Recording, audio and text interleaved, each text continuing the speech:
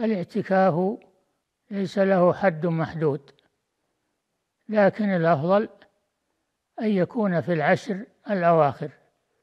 كان النبي صلى الله عليه وسلم يعتكف العشر الأخيرة كلها عليه الصلاة والسلام، وإذا اعتكف يوما أو يومين فلا بأس، فالأمر واسع والحمد لله.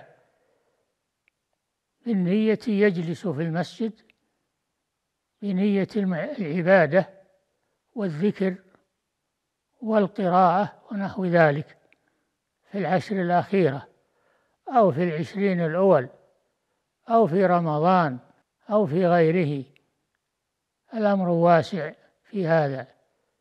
الاعتكاف مستحب في رمضان وفي غيره، لكن في رمضان أفضل وآكد، والعشر الأخيرة آكد.